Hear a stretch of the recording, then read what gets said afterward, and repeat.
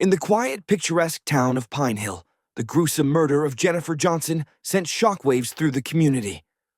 What appeared to be a peaceful, close-knit suburban enclave was shattered by a crime of passion and betrayal, revealing the dark underbelly of seemingly idyllic lives.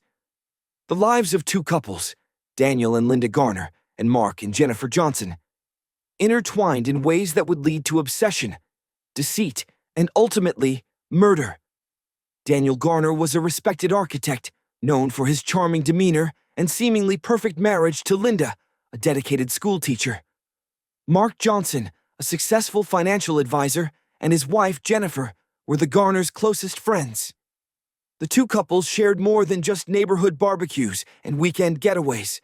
They also engaged in a consensual wife-swapping arrangement.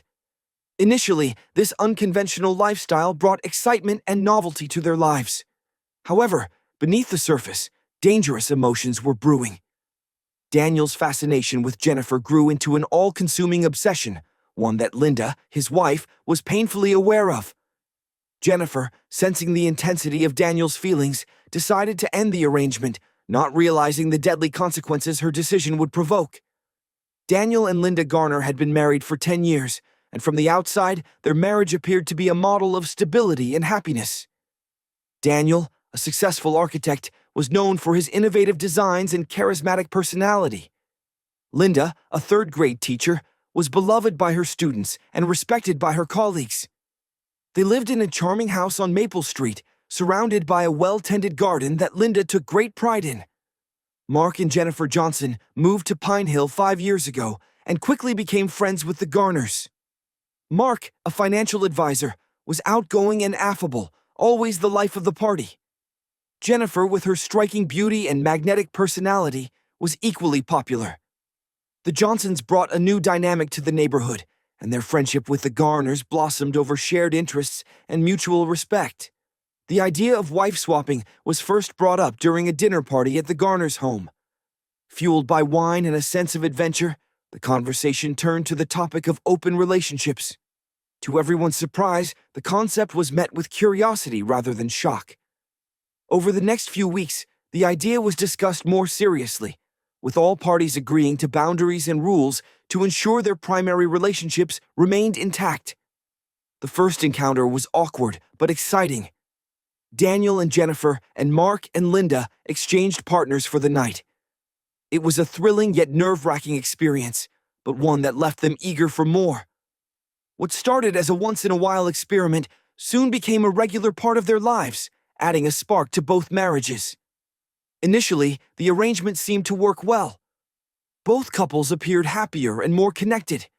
They maintained their social activities, often hosting joint parties and going on vacations together. Their secret was carefully guarded, discussed only within the confines of their homes or during private gatherings. However, as the months passed, subtle changes began to surface, particularly in Daniel's behavior. He started to show an unusual amount of interest in Jennifer, often finding reasons to spend time alone with her. Linda noticed his increasing preoccupation, but chose to ignore it, hoping it was just a phase. Mark, too, seemed oblivious to the growing tension. Unbeknownst to the others, Daniel's fascination with Jennifer was turning into something deeper and more troubling. He found himself thinking about her constantly, replaying their encounters in his mind and craving more time with her. What had started as a harmless adventure was slowly morphing into an obsession, one that would have devastating consequences for all involved. Daniel's fascination with Jennifer was no longer just a thrill, it had evolved into an all-consuming obsession. He thought about her incessantly, his mind wandering to their encounters during work meetings and family dinners. His architectural projects, once his passion, now seemed secondary to his desire for Jennifer. He started to find ways to be near her, volunteering to help with tasks Mark usually handled, or inviting the Johnsons over more frequently. Linda began to notice the change in her husband. At first, she attributed it to the excitement of their new lifestyle, but soon it became clear that Daniel's interest in Jennifer went beyond their agreement. He became irritable and distant when they weren't with the Johnsons, and his conversations often veered towards Jennifer, her likes and dislikes, her quirks and habits. One evening, while cleaning up after a dinner party, Linda confronted Daniel. His reaction was defensive, dismissing her concerns as jealousy. Linda, not wanting to disrupt the delicate balance, let it go, but kept a closer eye on him. Jennifer, too, began to sense Daniel's growing obsession. Initially flattered by his attention, she soon found it uncomfortable. His touches became more possessive, his words more intimate than appropriate. She discussed her discomfort with Mark, who brushed it off, believing Daniel was just more expressive in his affections. Mark's nonchalance left Jennifer feeling isolated in her concerns. The turning point came during a weekend trip to a lakeside cabin. The couples had planned the getaway to reconnect and enjoy some time away from their routine. However, the trip only served to highlight Daniel's fixation. He monopolized Jennifer's time, insisting on taking her out on the lake alone, leaving Mark and Linda behind. The tension was palpable, and Jennifer's attempts to distance herself were met with subtle resistance from Daniel. One night, while sitting by the fire, Daniel made a comment that crossed the line. He spoke about leaving everything behind and starting fresh, just the two of them. Jennifer, shocked and unsettled, excused herself and went to bed early. Linda, who had overheard the conversation, confronted Daniel again. This time, he was less dismissive, but still refused to acknowledge the depth of his feelings. Linda's frustration grew as she realized the extent of Daniel's obsession. She loved her husband, but she was increasingly aware that his infatuation with Jennifer could destroy their marriage and their friendship with the Johnsons. Sure, here's the script with added punctuation and emphasized important words. Despite her efforts to intervene, Daniel's behavior only became more erratic. He started to follow Jennifer.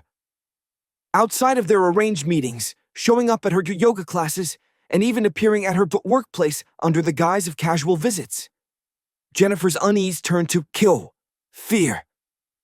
She confided in a close friend, who advised her to distance herself from Daniel as much as possible. Determined to take control, Jennifer decided to end the arrangement altogether.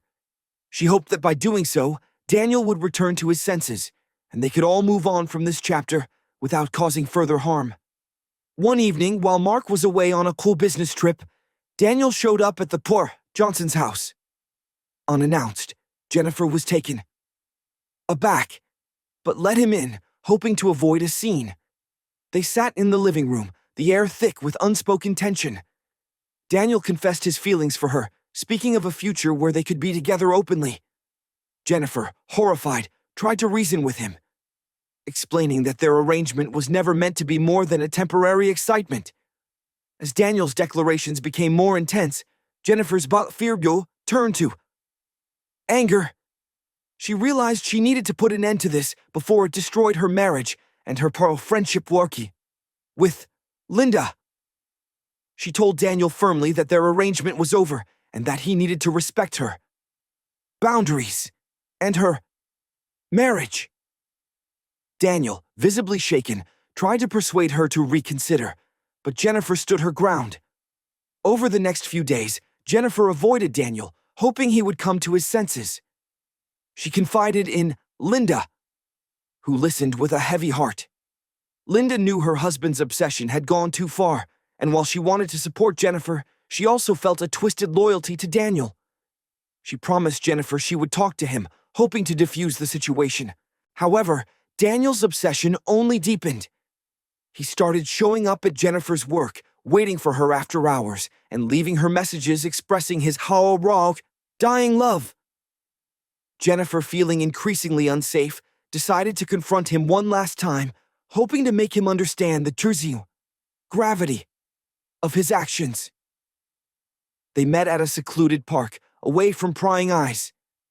Jennifer reiterated that their arrangement was over and that his behavior was unacceptable. She pleaded with him to let go and move on.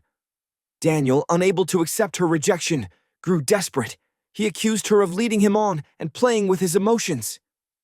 Jennifer, maintaining her composure, insisted that they part ways and return to their respective marriages. Unbeknownst to them, Linda had followed Daniel to the park. She watched from a distance, her heart pounding as she saw the confrontation unfold. She could see the anguish on Daniel's face and the determination on Jennifer's. Linda knew that this confrontation was inevitable, but she also feared what might happen next. As the argument escalated, Daniel's desperation turned to anger. Jennifer's refusal to entertain his fantasies felt like a personal betrayal. He lashed out verbally, calling her names and accusing her of ruining his life. Jennifer, holding back tears, stood her ground, refusing to be intimidated. Linda, watching from the shadows, felt a surge of panic. She knew she had to intervene before things got out of hand. She stepped out of her hiding place and approached the two, her voice shaking as she called out to Daniel. The sight of Linda seemed to snap Daniel out of his rage, and he turned to her, his expression a mix of confusion and relief. Jennifer, taking advantage of the distraction, walked away, determined to put as much distance between herself and Daniel as possible. Linda, now alone with her husband, tried to calm him down. She reassured him that they would find a way to move past this, but inside, she knew that their lives had been irreversibly changed. The affair had reached its breaking point, and Jennifer's decision to end the arrangement had set off a chain of events that could not be undone. As the dust settled, the true extent of Daniel's obsession and the depths of Linda's complicity would soon come to light, leading to a tragic and violent conclusion. The confrontation at the park had left Daniel in a state of turmoil. Jennifer's firm rejection and Linda's unexpected appearance had shaken him to his core. He returned home that night, his mind a whirlwind of anger, betrayal, and despair. Linda, sensing the storm brewing within him, tried to soothe his troubled thoughts, but Daniel remained inconsolable. Over the next few days, Daniel's behavior became increasingly erratic. He vacillated between bouts of intense anger and deep despondency. He stopped going to work, spending his days obsessing over Jennifer's rejection and the perceived injustices he had suffered. Linda, unable to reach him, felt her own frustration and fear growing. She knew something had to give, but she wasn't prepared for the drastic turn of events that would soon unfold. Jennifer, on the other hand, was determined to move forward. She avoided all contact with Daniel, focusing on her work and her relationship with Mark. She hadn't told her husband the full extent of Daniel's obsession, fearing his reaction and the potential fallout. She hoped that by cutting ties, Daniel would eventually come to terms with the end of their arrangement and leave her alone. One evening, Jennifer returned home from work to find Daniel waiting for her outside her house. Her heart sank at the sight of him, and she steeled herself for another confrontation. She approached him cautiously, her voice steady but firm, as she told him to leave. Daniel, his eyes wild with desperation, begged her for one last chance to explain himself. Jennifer, sensing the futility of the conversation, tried to walk past him, but Daniel grabbed her arm. His grip was tight and painful, and Jennifer could see the madness in his eyes. She struggled to break free, her voice rising as she demanded he let go. The altercation attracted the attention of a neighbor who stepped outside to see what was happening. Seeing the neighbor, Daniel released Jennifer and fled. Jennifer, shaken and frightened, thanked the neighbor and hurried inside. She called Linda, hoping to find some way to resolve the situation without involving the police. Linda, hearing the fear in Jennifer's voice, agreed to meet with her the next day to discuss how to handle Daniel's increasingly unstable behavior. The next day, Linda met Jennifer at a local cafe. Jennifer, looking exhausted and tense, explained the encounter with Daniel and her growing fear for her safety. Linda listened intently, her mind racing as she tried to formulate a plan. She promised Jennifer that she would talk to Daniel and make him understand that their relationship was over. After the meeting, Linda returned home to find Daniel in a state of agitation.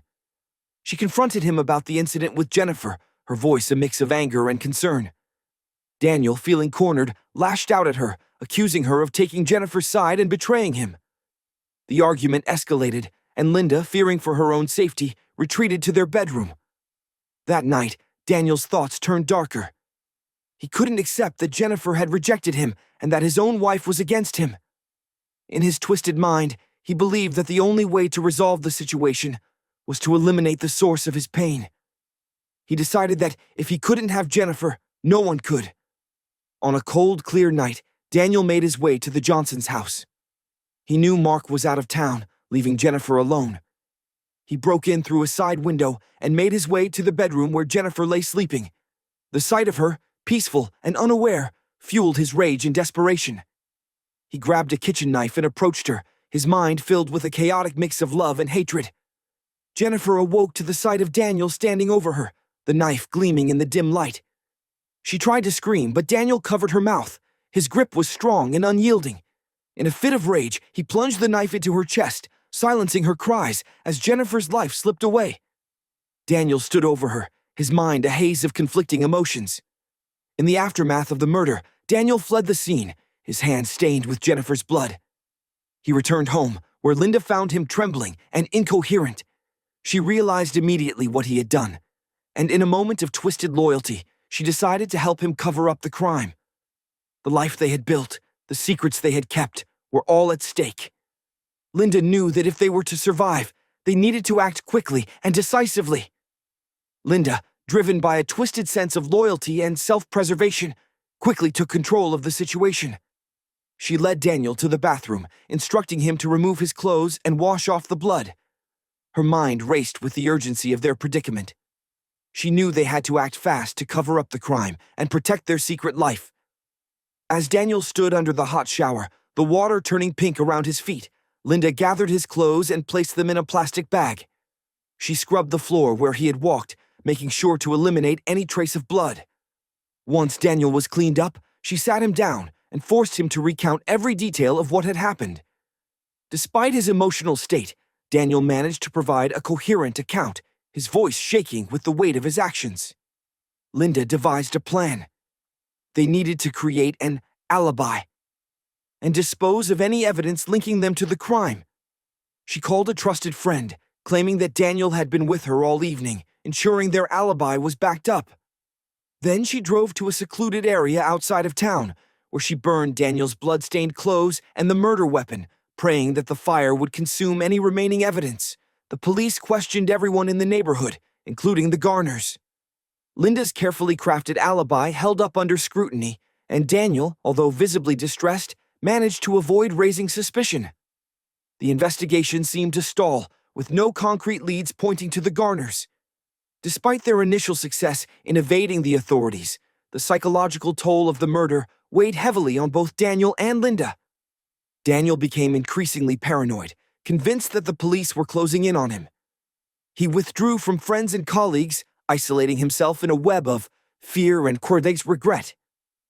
Linda, while outwardly composed, felt the strain of their secret pressing down on her.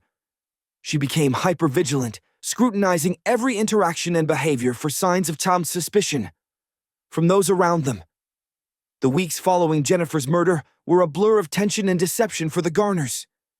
Linda took on the role of the stabilizer, managing Daniel's paranoia while ensuring their public facade remained intact. She monitored the news for any updates on the investigation, relieved that the police seemed to have no solid leads. However, Linda knew that maintaining their cover required more than just an alibi. They needed to create a narrative that would divert attention away from Daniel. She suggested to Daniel that he should appear more distraught over Jennifer's death to align with the community's grief and to throw off any suspicion. At social gatherings and community meetings, Daniel played the part of the grieving friend. He spoke of Jennifer with a mix of fondness and sorrow, his eyes often welling up with tears. Mark, devastated and desperate for answers, seemed to appreciate Daniel's empathy, never suspecting his friend's involvement in his wife's death. Daniel's mental state deteriorated further, his guilt manifested in nightmares and hallucinations. He started drinking heavily, seeking solace in alcohol but finding only temporary escape. Linda, fearing he might confess in a drunken stupor, kept a close eye on him, often staying up late to ensure he didn't leave the house. One evening, as Daniel sat slumped over a glass of whiskey, he broke down. He confessed to Linda that he couldn't live with the guilt any longer, that he needed to come clean. Linda panicked, trying to calm him down. To help maintain their composure, Linda suggested they take a short trip out of town. They traveled to a secluded cabin in the mountains, hoping the change of scenery would help Daniel regain some semblance of peace. The isolation provided a temporary respite, allowing them to plan their next steps without the constant pressure of the investigation looming over them. During their time at the cabin, Linda reinforced the importance of their secrecy. She coached Daniel on how to handle police questioning and public interaction, drilling him until he could respond without hesitation. Linda's determination to protect their lifestyle and avoid imprisonment fueled her relentless drive to keep their story straight. Upon returning to Pine Hill, the Garners resumed their lives with a renewed sense of purpose. Daniel, though still haunted by his actions, managed to present a more stable front. Linda continued to manage their interactions with the community, ensuring they remained above suspicion. However, the cracks in their facade were beginning to show. Friends and neighbors noticed Daniel's increased drinking and erratic behavior, and whispers of his possible involvement in Jennifer's death began to circulate. Linda, ever vigilant, worked to quash the rumors. But she knew their time was running out. As the police investigation continued, new evidence came to light, pointing towards inconsistencies in Daniel's alibi. The Garners' carefully constructed world was on the brink of collapse, and the truth was closer to being revealed than ever before.